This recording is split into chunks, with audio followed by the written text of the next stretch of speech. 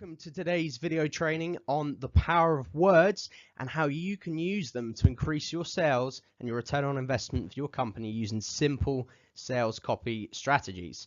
All right, so my name is Joe Sir, and I've been writing copy for my own businesses now for going on 6 years. I still do it to this day, and I actually started from absolutely nothing to build my business up to a pretty successful level.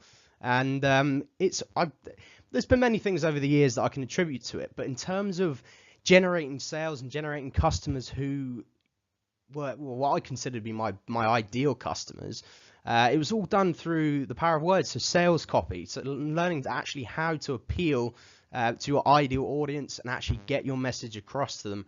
That was the game changer for me in my business. And that's what I want to just go through and show you a little bit how I go about doing it and give you some useful, valuable information that you can apply to your company today and apply to your marketing and sales strategies. All right, so we're going to go ahead and just get straight into it.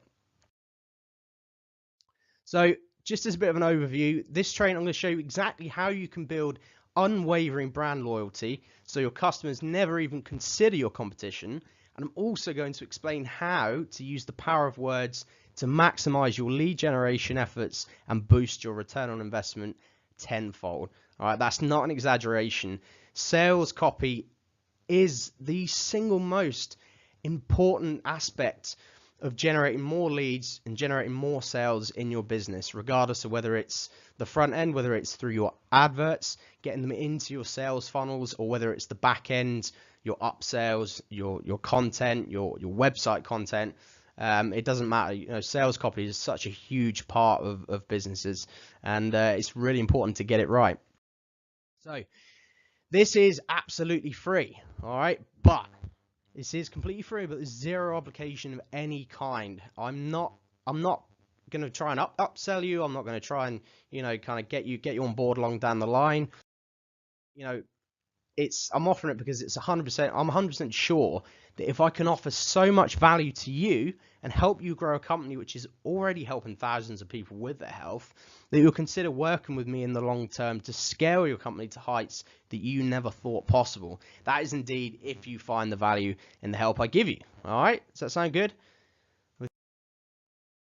So, as I said, this isn't a sales pitch. I'm not offering a sales pitch in disguise, so I won't pester you, I won't pressure you in any way. In fact, if you feel like I've wasted even 1 second of your time with this, just let me know and I'll offer my services for 1 month completely free of charge. All right, so there's just a bit of a guarantee for you. I don't want to waste your time. I understand your time is precious, so I just want to put that out there. If I've wasted any of the time, just let me know, and yeah, I'll be quite happy to work with you for a month, give you some value up front. Okay, so secret number 1, this is the first part of the training today, and it's actually about using stories to get your message across to your ideal customers and to generate more sales and leads as well. But this is primarily about generating more sales on the front end for your business. All right, so the first thing I just want to talk about is the brand story. Now, having a brand story that's clearly defined and communicated effectively allows you to get your message across to your ideal customers and really cut through all the noise that's out there at the moment. So if your brand story isn't clearly defined and communicated effectively, it's filed away as irrelevant and confusing noise by your potential customers. All right, and you'll lose business. And the brain uses stories to actually categorize and understand information. So if that's the case, your brain is working constantly to sort through and prioritize the millions of facts and observations it receives every single day. So it stores only the most relevant information. And it does that to discern the important from the disposable. And your brain seeks the cleanest and the clearest route to actually avoid confusing and you know, just getting confused with all the mess out there. Now, when you create a story for your brand, you're organizing the essential information for your customer, limiting in confusion and creating a map for your customers that they can follow to understand, access, and engage with your product or service. Now, if you can get your brand story right, if you can get it to resonate with your ideal customers, your sales they're gonna jump tenfold. I promise you that. And sometimes it can only take the smallest of tweaks to make the biggest difference. Okay, so as long as there have been people, that there has been storytelling. All right, storytelling is a clear, systematic, and powerful way of sharing information and engaging with ideas as a group, because your brain will focus only on the information it believes to be relevant to your survival. All right, so the companies that create useless noise and adding volume without structure or reason will be quickly forgotten. So the true strength actually lies with the mentor or the guide. All right, so let me explain a little bit about this. Now, the majority of companies try to position their brand as the hero of the story, believing the hero character to be strong, authoritative, and the knight in shining armor for every single customer. When in truth, the real hero archetype, if you like, is unsure, self-doubting, and facing a challenge to which they seek a resolution. All right, so by positioning yourself as the guide through your customer's journey instead of the hero, you actually become the true authority for helping the customer to get what they want. All right, which in essence is your product or your service.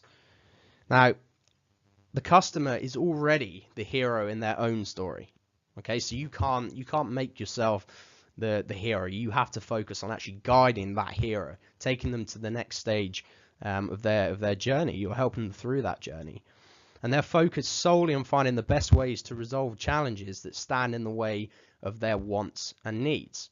Okay, so instead of competing with your customer for the hero title, which we always lose, we can't be the hero in their own story. We focus on helping the customer define what they want and show them the path to get there. All right, so position yourself as the mentor or the guide in all of your marketing and sales material. Okay, that is crucial. If you get this wrong and you position yourself as the hero, as the be all end all, the most important company in the world, your customers aren't going to resonate. They're not going to follow you. Okay.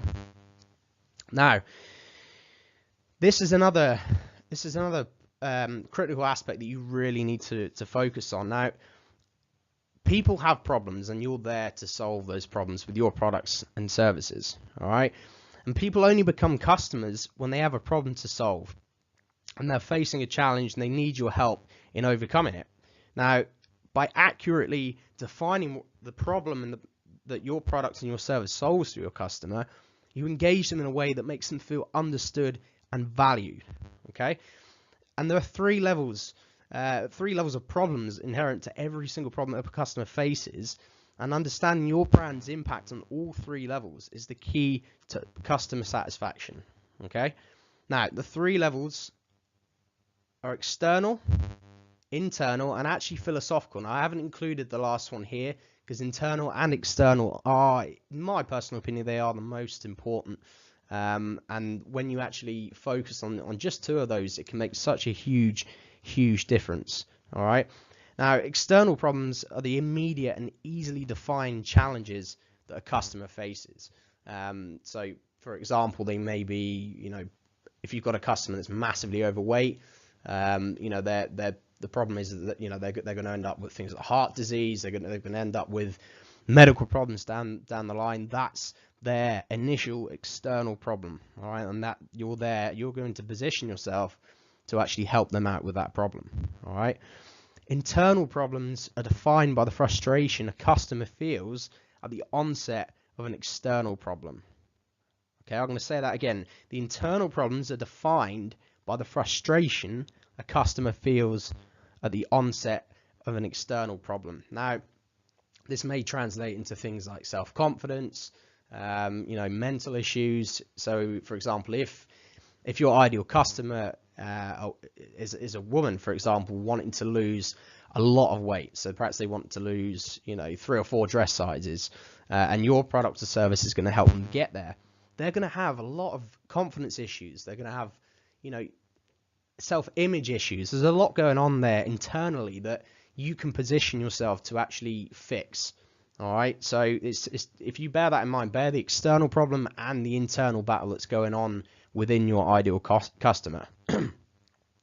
Now, philosophical problems, which I haven't actually mentioned here in the slide, are those that struggle with more existential meaning. Now, the big why in the larger picture. So, if we were to translate that into the example here, I would say you've got your lady who wants to lose weight. That's their external problem. You know, they've got medical issues, etc.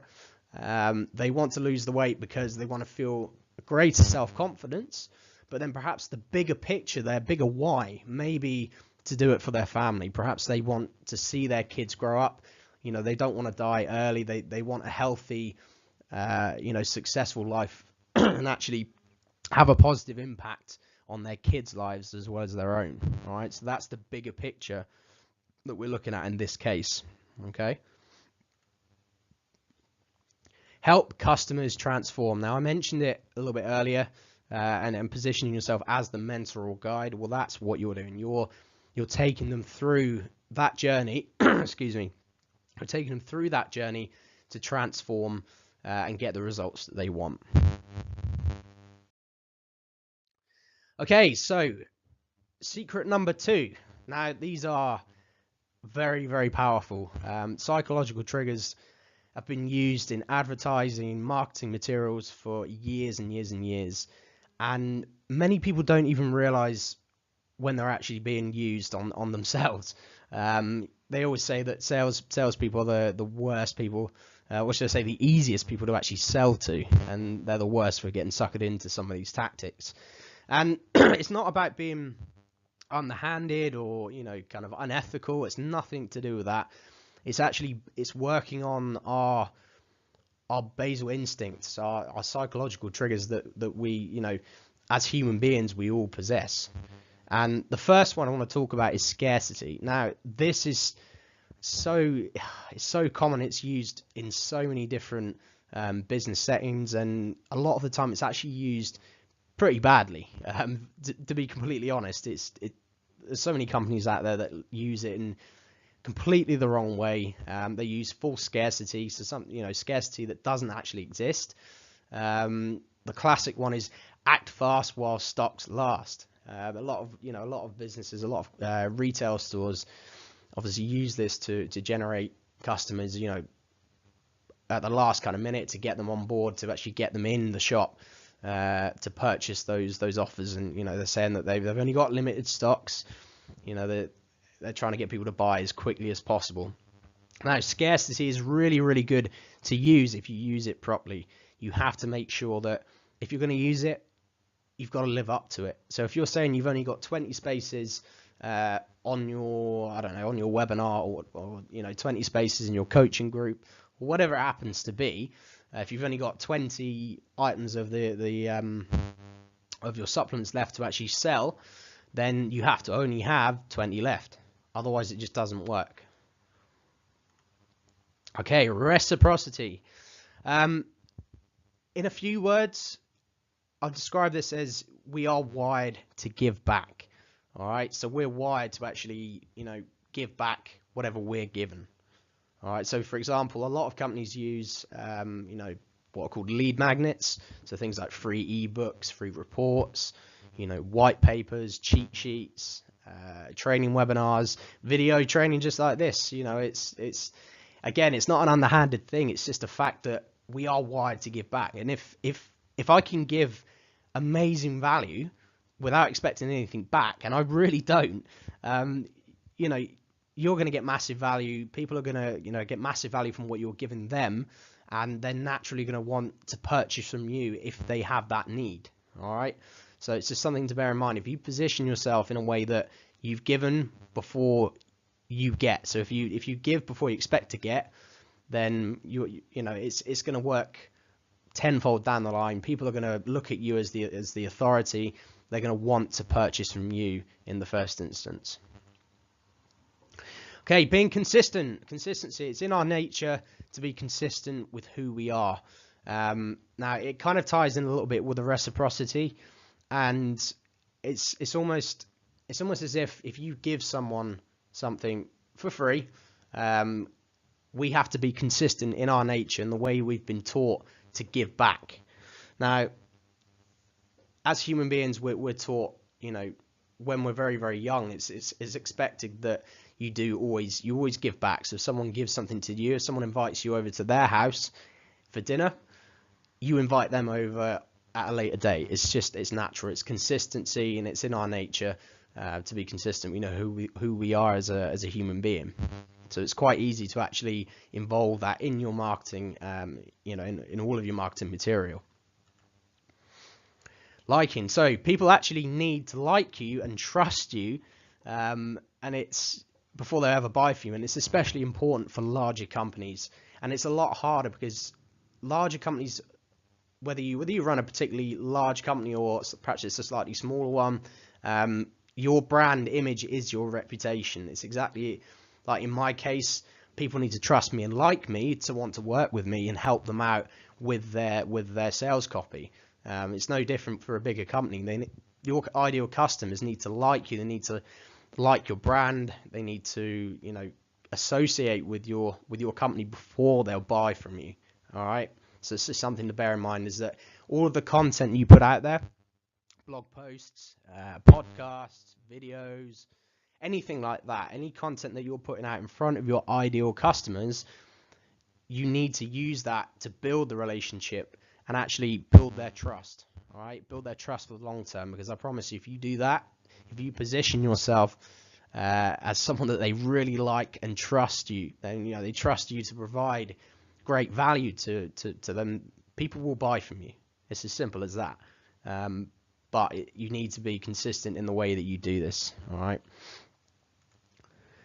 So people listen to experts. Authority is a big thing. So if you are a bigger company, again, it is slightly harder to do, but it's why it's all the more important that in all of your sales copy, your website content, videos, webinars, all that kind of stuff, you need to position yourself as the authority. Now, depending on whether you're the person actually, taking the webinar, or perhaps you're involved with presenting a video in your marketing, for example, or whether you have a team that actually helps you do that, freelancers, it doesn't matter. Whoever's doing it needs to position themselves as the authority within your company. So they're just an extension of the authority that you're bringing to the table. All right. For example, if your company's an authority in let's say the weight loss shakes niche. Now, yeah, it is quite broad. There are a lot of companies in that particular niche, but if you position yourself as an authority in that particular niche, but you dial it in on particular things. So if your company specializes in providing completely organically sourced supplements which help women to lose weight, for example, pick on something in particular. There are other ways as well. You can build authority by getting other people on board, experts in your particular niche, using them, interviewing them, using their knowledge, but bringing them on board and actually associating them with your company. All of these things build the authority of your company and your brand, and people are going to listen to you because people listen to experts.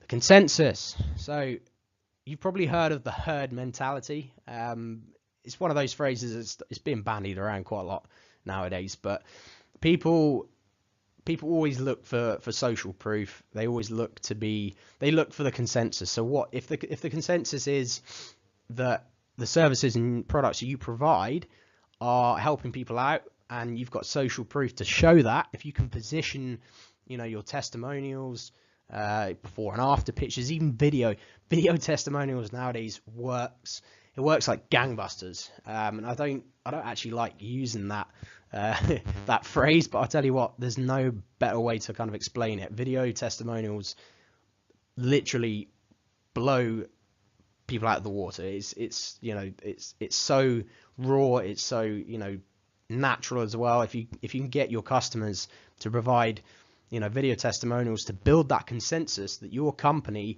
is the one to go to for whatever their healthcare needs. All right.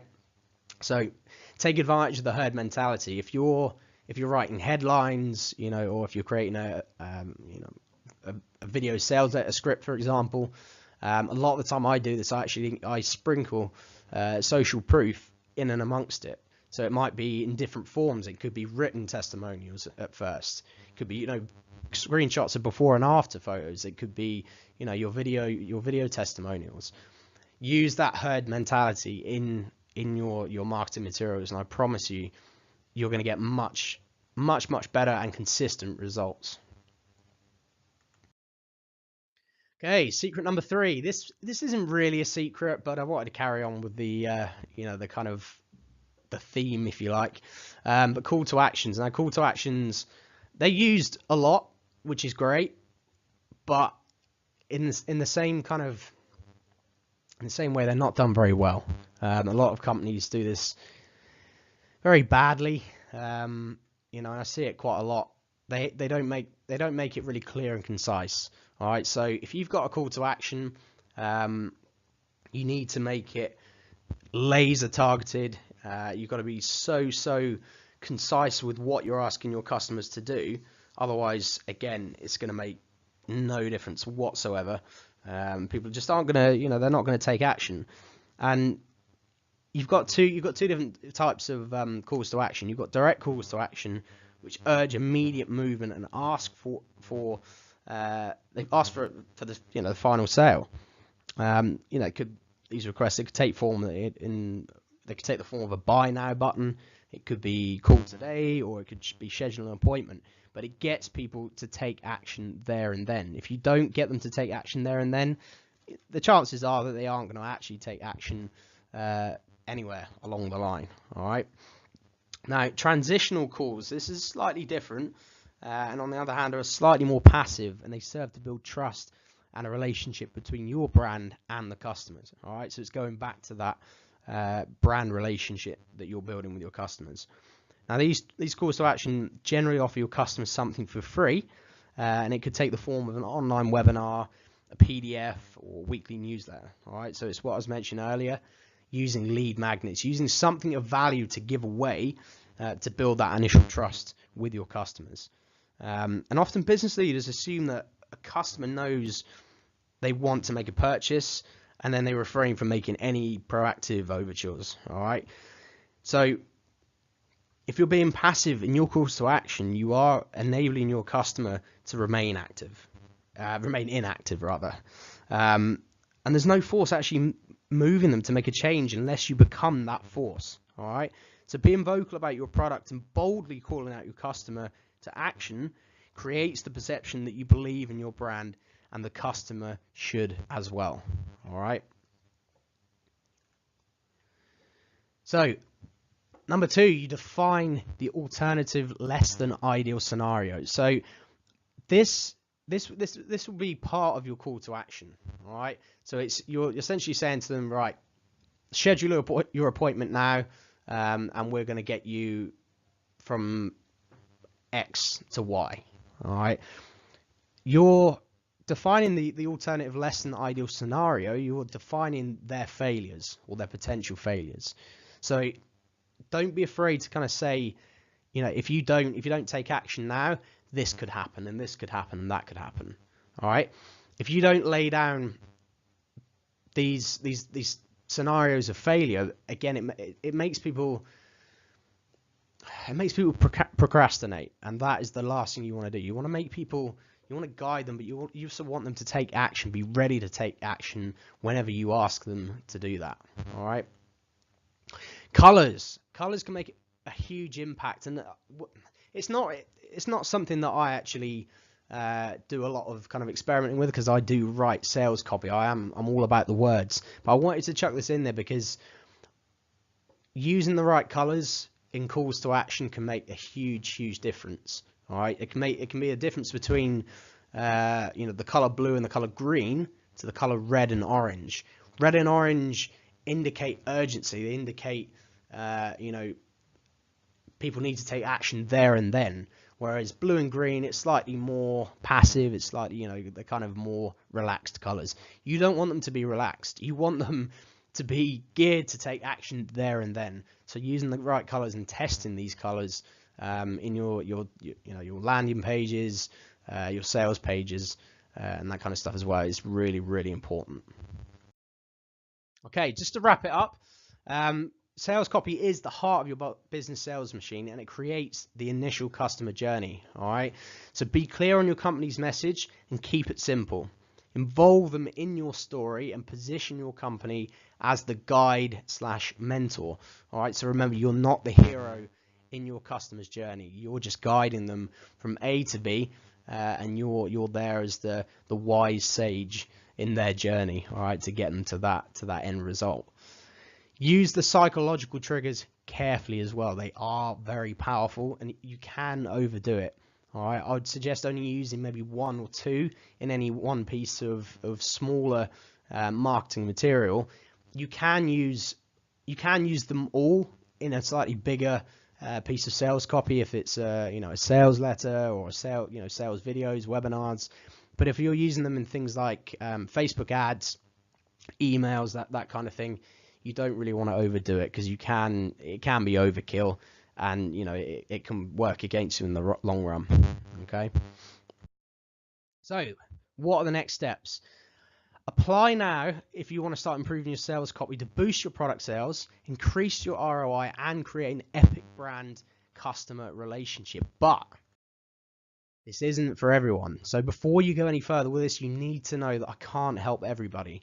I can only be of benefit to supplement companies who already understand what good copywriting can actually achieve, and those who have a solid sales and marketing system in place. All right.